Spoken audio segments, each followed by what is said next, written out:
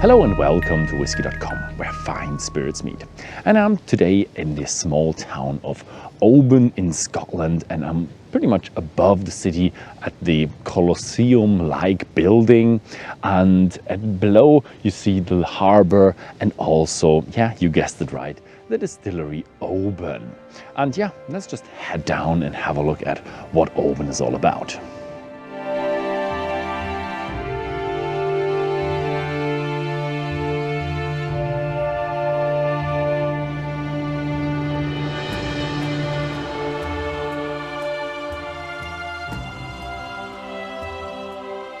Let's talk a little bit about the history of Oban. Oban was founded officially in 1794 as the distillery. But the brothers who founded the distillery in 1794 were the two brothers Stevenson, and they weren't just having the distillery, they actually had a slate quarry. They were cutting slate here much earlier. That was their business here in the region. They just came to this region, founded the slate cutting business, and they had a harbor, a little bit of a pier or something to get the slate out and have their business.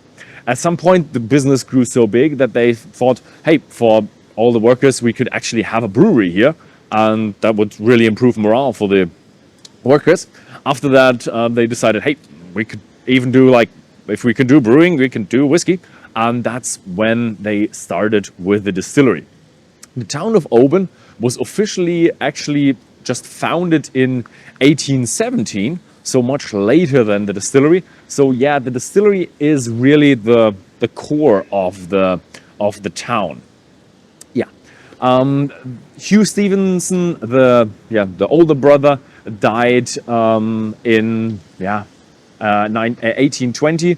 So his son came back from Buenos Aires and took over the company, but he wasn't that successful. He had it for like 7 to 9 years, and then they went bankrupt. The distillery was then sold a couple of times, and that went on through the 19th and even the 20th century. In 1937, it was even that bad that they actually got mothballed, and they even went into a complete standstill until 1968. And they got then investors, and they rebuilt the distillery, and they refurbished it, got everything up and running. For 4 years they actually did that, and in 1972 they then had the reopening of Oban, and Oban whiskey was flowing again.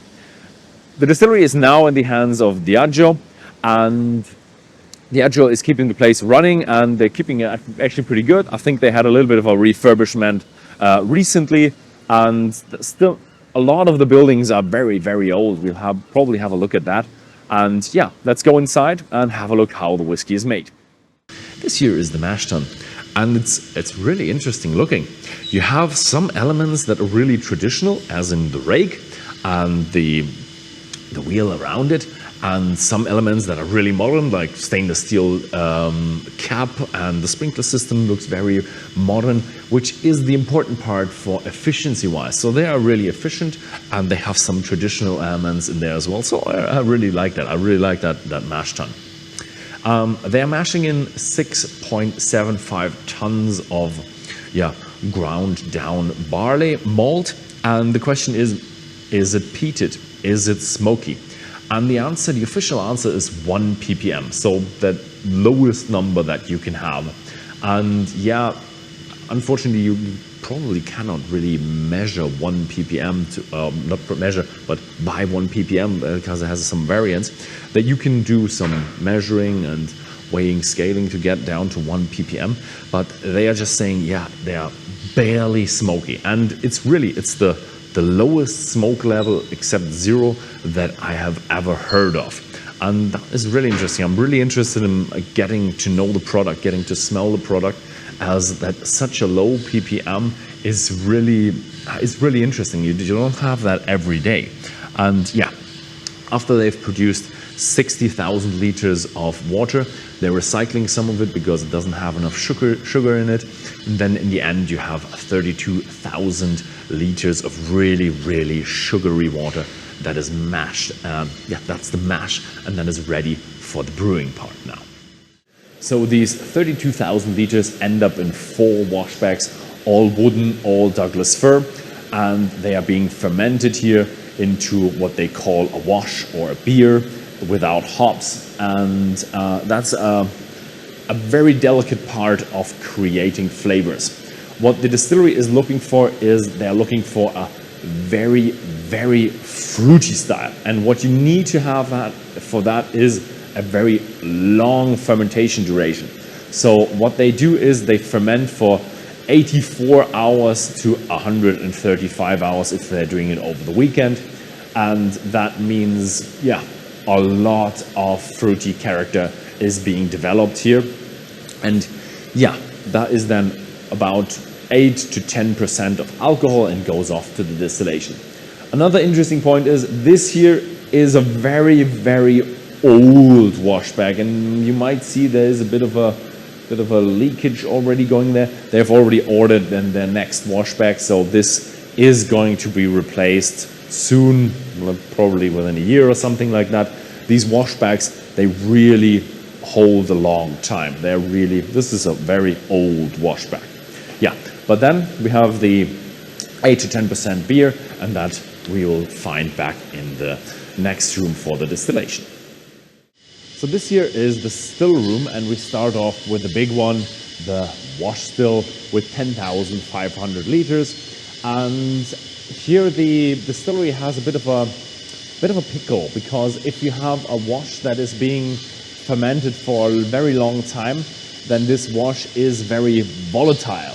So it tends to bubble a lot. So what the distillery does is they're a bit slower in distilling speed. They're not heating that fast, and they have a heating system that's with pans. So you have a coil and then kind of a kettle-shaped thing in the middle that is being filled with steam, and that heats up a bit more gently and evenly distributed, so it doesn't bubble over that quickly. So the style that they want to have is really very fruity and very not as spicy. So what you want to have is a lot of copper contact. But this distillery still has their traditional warm tops that we're gonna have a look later. And so what they really need to do is have a good separation of alcohol and a lot of copper contact. So what they do here is they have taller stills, better separation of alcohol, better copper contact, more reflux. Then they have a constricting piece, which gives you reflux. And that's how the Oban Distillery gets their more fruity and fine character rather than a spicy character, which should be the norm for a distillery that has warm tops. But they are doing it differently to get a fruity character. Let's go outside now and have a look at the warm tubs. So the warm tubs are not that filmable, so I can't stand in front of them, but I can give you a bit of a cut in here so you see how the warm tubs go through the water. And the warm tubs are pretty special. As I said, usually the warm tubs are associated with much spicier flavor, but if you adjust the warm tubs right, you can still maintain the fruitiness that Oban is looking for. And how you do that is that you adjust the temperature a bit higher. If you have a higher temperature, then the alcohol vapors will just condense at the very end of the warm tub. And that means you have a lot of copper contact with the alcohol vapors, and that has the catalytic reactions, and you can reduce the heavier and spicier flavors that you don't want, and the fruitier flavors come through in the Oban character much better. So the water here at Oban in the bath for the warm tubs is a bit warmer. And there's another specialty, is usually when you have a warm tub, you have a tub and you have a tubular warm. Here they are straight, and they're both in the same water. So you control the water temperature for both coils of the distillery, of the stills at the same time. So that's a bit of a specialty. I've never seen that before, and that's just how Oban run. And what is really, really iconic is here the chimney of the distillery. It's really painted nicely with the red and the black stripes. It's just an iconic symbol that you can see from pretty much everywhere in town. And yeah, just want to show you that. Now let's head off what we do with the new make in terms of cask maturation. This is where the spirit ends up for maturing. And what is great about the Oban Distillery is they still have their old cask filling store where they have the scale, and that's how they used to do it back in the old days. They rolled it onto the scale, filled up the casks, written down the numbers of before and after. That's how they determined how much alcohol went into the cask and how much they had to pay in tax, as there was a taxman sitting and writing everything down. Yeah, and as in casks, here they have ex-American oak casks in hogsheads, ex-bourbon barrels, and they have ex-sherry casks as well. So they have a good mixture to create their style of whiskey that they want to do. The warehouse here on site is perfect for maturing the whiskey. It's just stamped floor, and the temperature around Oban doesn't have much difference between winter and summer. A usual winter day is like 5 degrees Celsius. It can go down in extreme days to about freezing, and summers are, let's say, around 20, and the hottest days will be 25. So there is not that much of a difference as in other countries or other parts, and that is perfect because the wood in the cask doesn't work that much. There's less additive maturation. You can have the whiskey mature longer and then have more reductive maturation, and that just gives the flavor of, or the style of the Scotch whiskey is a long matured older whiskey that is not that heavily matured with, and that's what they're looking for here at Oban, especially with their fruity character.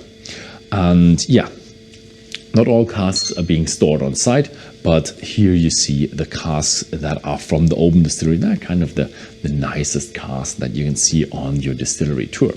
And what you also find is this little thing here. It's a bit of a background knowledge. That thing actually protects us here, because that is measuring the alcohol content in the air. And the beeping gives you, it's still on, it's still protecting you. And if it goes off the alarm, then you would have to evacuate the building because the air might be explosive, and if you have equipment like camera or something like that, then it might go off. So this is a bit of a protective gear. Everything at the distilleries that are with tourists are really safe in Scotland, so you might as well have a tour if you're here, because that's just a very nice place to see. Yeah, that was it with the production, and now we're heading off for a bit of a tasting and seeing what is actually, when we see what has been made, how does it actually taste. So I'm sitting here with Margaret Davison. You've been here with 1 year with the distillery, and you've been as a bar manager for 2 years already, so got in contact with a lot of whiskey? Absolutely, yeah. The whiskey at the hotel I worked for, they had over 360 whiskeys, so almost one for every day of the year. Oh, that's nice. So thank you very much for having us here at the distillery. Thank you very much. It's great to be here. It's a lovely place, lovely distillery. So we're having 4 Obans. So what are we having?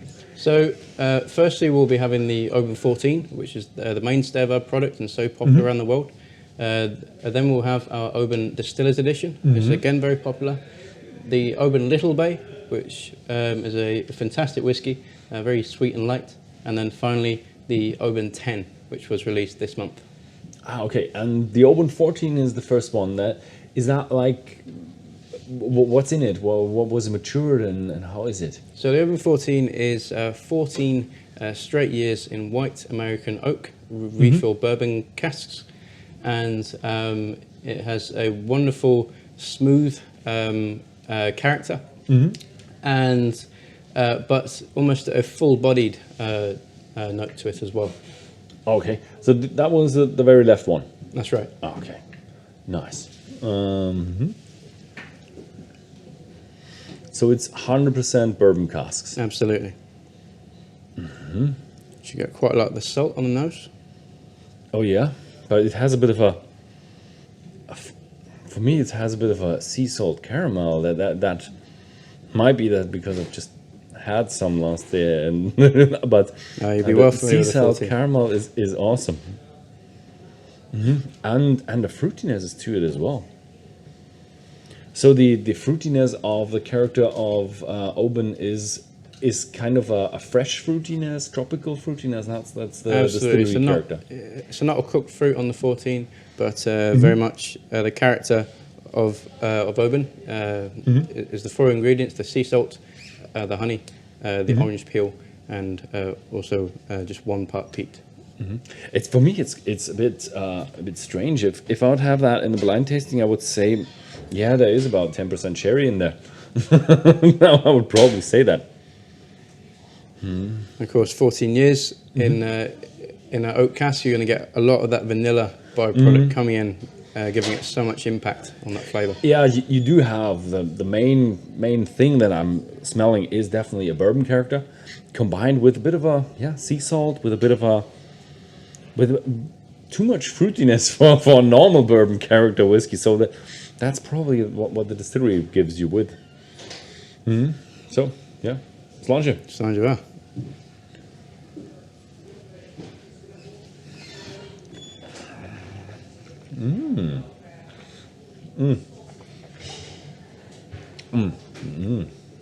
That's really round. And is it 40, 43 or what is it? It's 43%. Oh, that's a lovely, sweet bourbon character, fruity.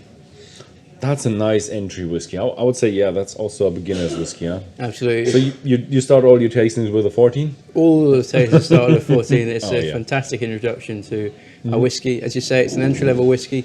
It's a sub £60 mark a whiskey, and wonderful, easygoing character.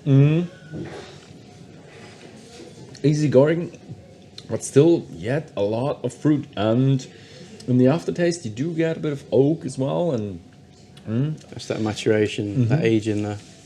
oh, I like it. What I found very interesting is I visited over 200 distilleries, and I didn't visit many like city distilleries or town distilleries. And for Oban, it's just when you come in and you realize, okay, there's that shop, there's high street kind of, and there's the distillery. How is it to be really a city distillery? How is that going? It was quite unique, shall I say. Absolutely, with 200 distilleries, you were somewhere with lots of space. However, Oban was first established in 1794, as we know, and at this time it was no more than simply a row of cottages. And the distillery forming and being founded and continued to build, the town has built around the distillery. So it's left us right in the centre of town. A very unique position, and that has its advantages and it has its disadvantages as well.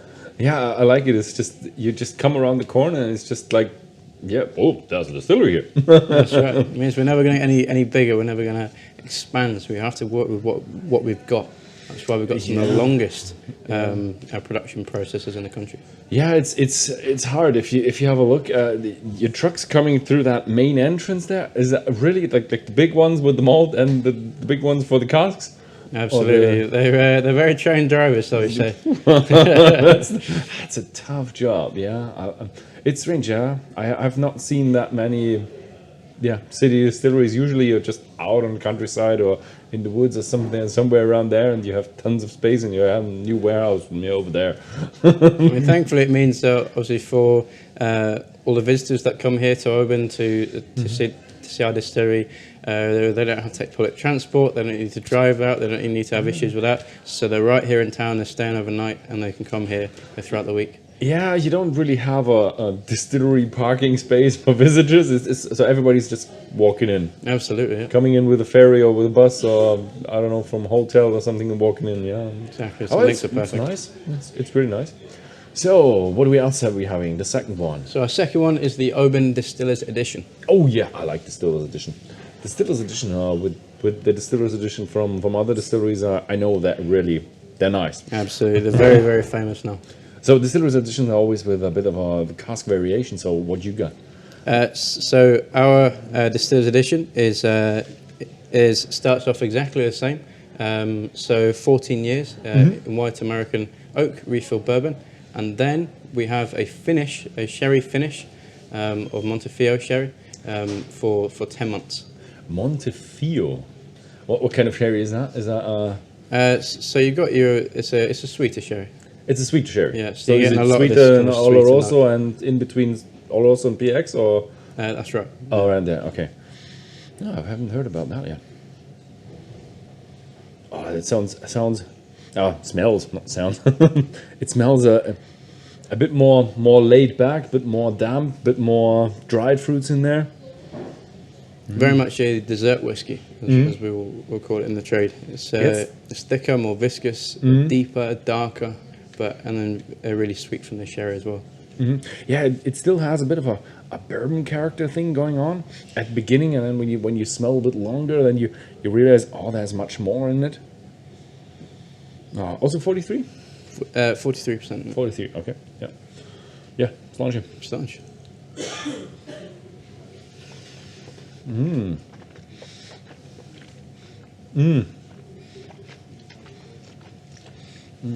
More finish, a little bit smoother. Smoother, yeah, definitely. More round, more smooth. Now it starts to rise. Now it starts to come. Getting that But warming. I like it. Very warming. Yeah, what is it? Is it a kind of a wine note to it? That's strange because it's a sherry, but it has a bit of a gray, chocolatey, I don't know, cacao, not chocolate, cacao taste to it. I like it.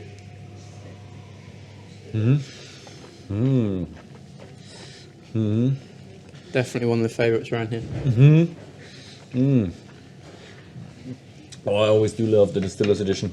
The Distillers Edition are just always you have the good core expression and you have just on top of something, and it's just so cool.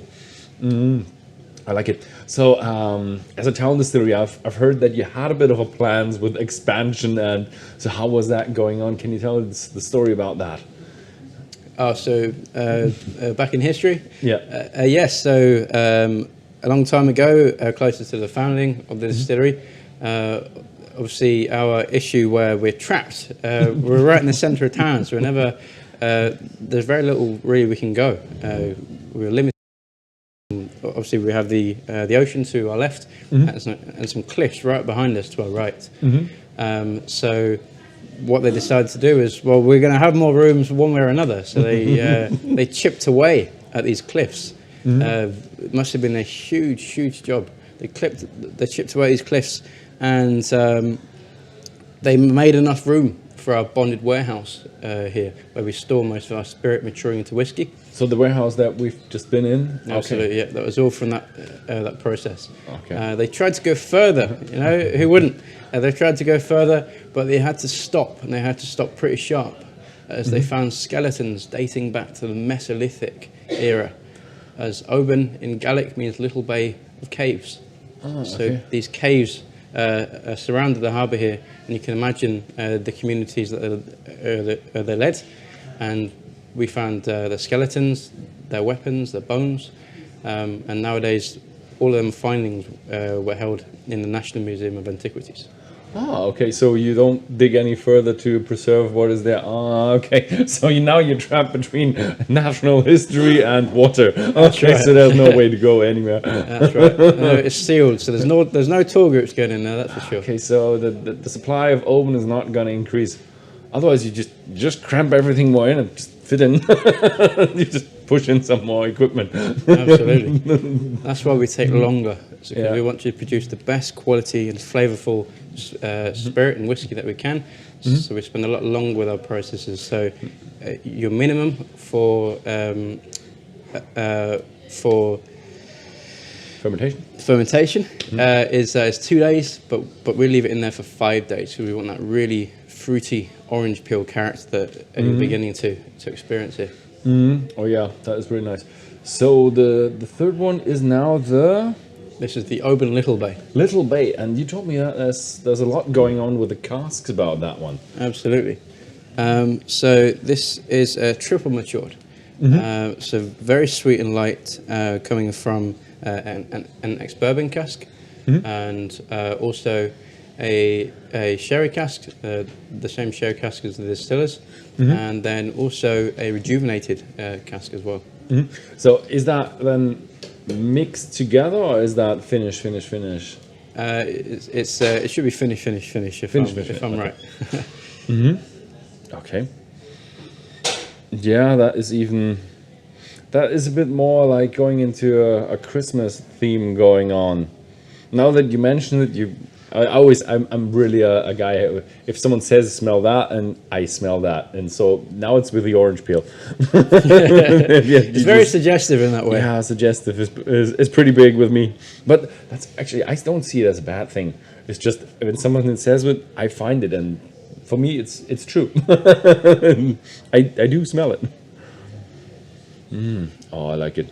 So because of the effect of the rejuvenated cask, this is the sweetest and lightest whiskey of our offerings. Oh, okay.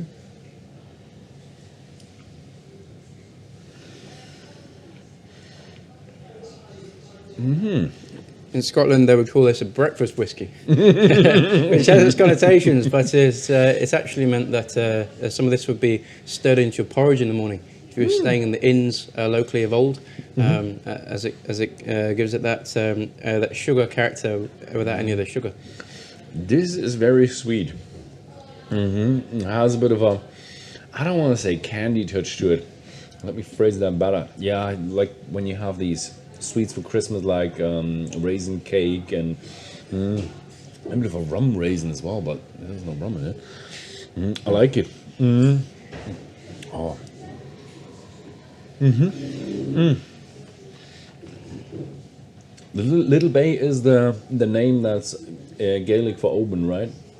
Okay, so it's called Little Bay. Yeah, absolutely right. Yeah. For the guys, Little Bay of Caves more specifically, but absolutely, yeah. Oh, nice whiskey. So the character you had, I find really interesting because I have been at other distilleries from Diageo, Mortlach, or Delvini. They do also have the warm traps, and they are a bit more with spiciness going on. So I was always told with the warm traps that they are going a bit more into spicy. You have that process where you have warmer warm traps and more reflux and natural. So what's the character you're really looking for?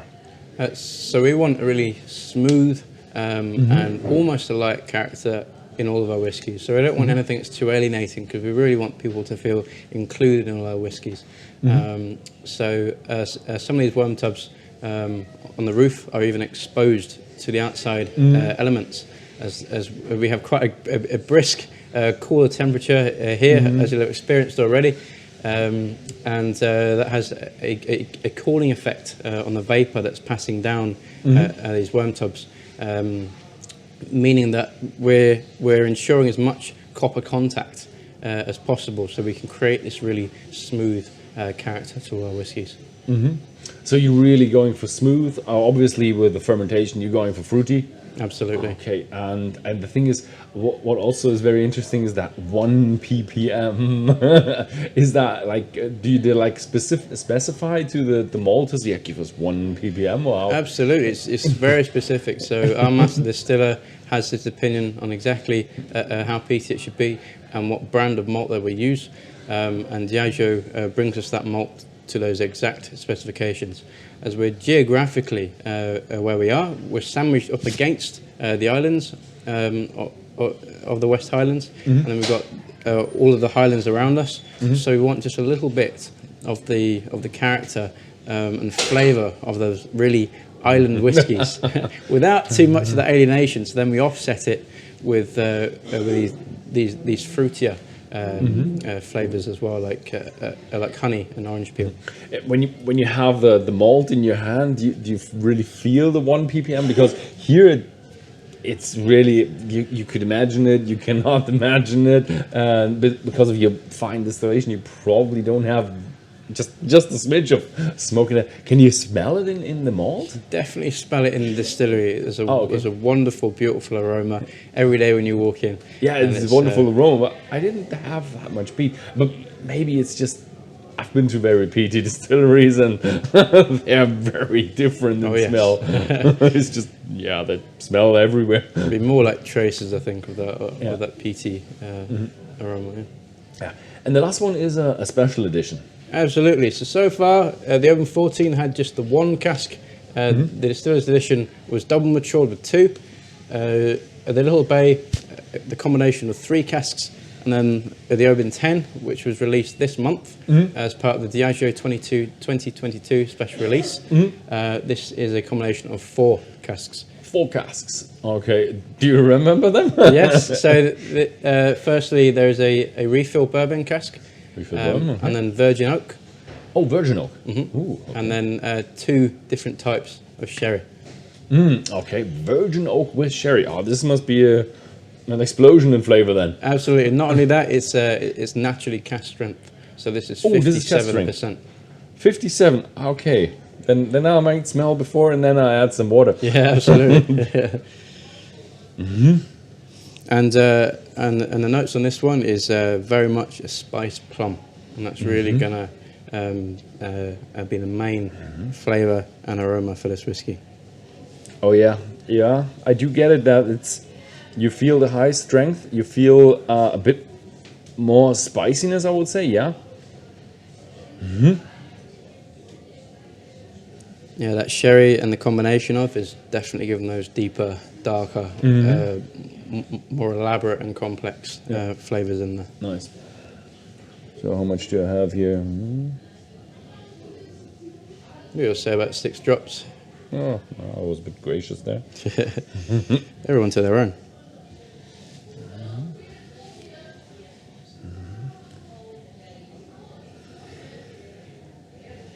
Oh, I like it.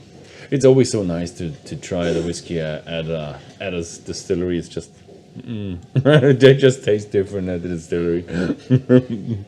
Just the surrounding, the environment, the people. Yeah, it changes everything. And the nice thing is when you go through the distillery and you smell the wash bags, usually the wash bags, if you smell a bit of the mash tun, and you find that inside the glass again.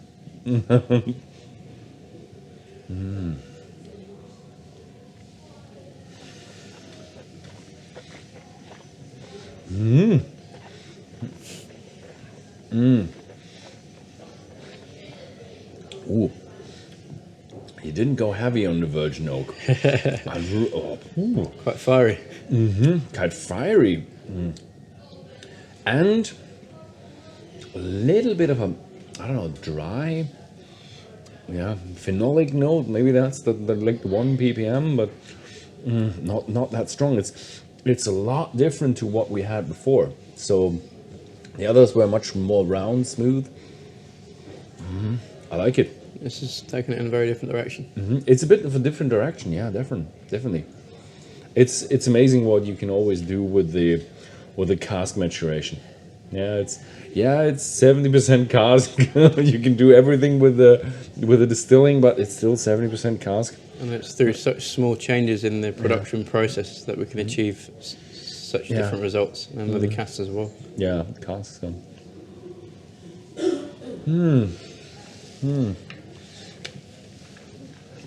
I do like it. Yeah, it was an amazing experience. So, and nice whiskey.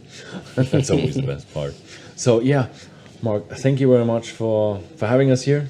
Thank you very much that we have been able to show everything here, and thank you very much for showing us around. It's an absolute pleasure. Yeah. So thank you very much for watching this video. And if you have friends who might also like this video, then please feel free to share this video with your friends. Thank you very much, and see you next time.